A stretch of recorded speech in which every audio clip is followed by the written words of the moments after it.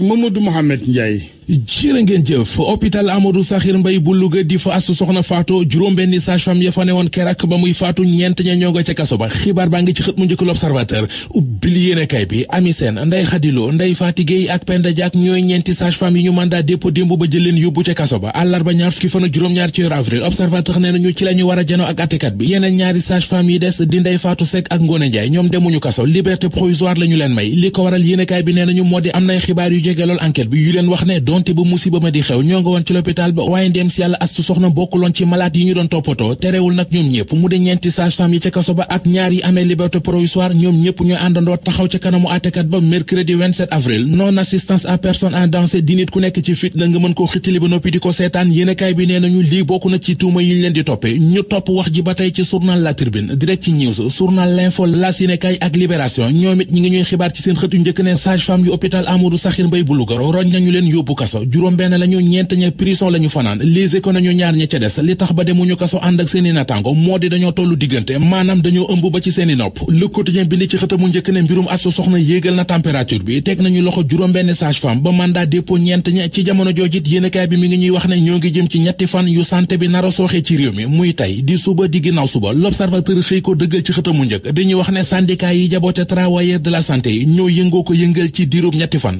tey ji waa ànd gësëm la suba médecin yi la ginnaaw suba pharmacien yi la li waral coow leeg mbambuli ñu lug leen mitti leen ba tax ñu fas yéene soobu ci defante L'Observateur mi ngi ñu koy leeralal li leer ba leer Sud Quotidien nee nañu moo di waa ànd gësëm fa ñu teg seenu tànk teggiwuñu ko teg nañu seen juróomeelu plan d'action bokk na ca grève générale ñaar fukki fan ba ñaar fukki fan ak ñaar ci weeru avril négociation yu ñuy séq gouvernement bi la ñu ne dañoo dem ba ca biir gis ne gouvernement bi dugal na ciy caaxaan moo tax ñoom it ñu ne danañu perturber hôpital yeeg établissement santé yi ci réew mi ci diirub ñetti fan ngir ñu déglu leen xibaar bu neex a dégg mi ngi ci xët mu njëkk Source A hôpital Dantec gi ñuy tiit ak jooy ak màggetaayam yéenekaay bi mi ngi ñuy xamal ne état bi jël na engagement bi liggéeyaat ko ci weeru septembre bii di ñëw ci la ñuy tàmbali travaux yi ci diirub at ak juróom-ñetti weer la ñu ko war a liggéey juróom-benn fukki milliards mooy xaalis bi ñu war a defaraate hôpital Aristide Le Dantec rëyaayam war naa toll ci ñaar fukki hectare tolluwaayu politique bi ak Direct News mi xëy di laaj ci xëtamu njëkk ban dayo la àndandooy Macky Sall yi am guddi yi ñu toll ci gàttal alliés Macky Sall yi ban njariñ la ñu ko amal moo Macky Sall ndax ñu bari ci ñoom ci élection locale yi ñu génn ci la ñu weer yéenekaay bi nañu boo jëlee Moustapha Niasse Abdoulaye Diatta da ko duma ca Kër Madiabel ak liste parallèle nga dem ci Louga Aminata Mbengue Ndiaye ma fa wane woon ak péetam ci Mamadou Mamour Diallo Moustapha Diop da ko fa duma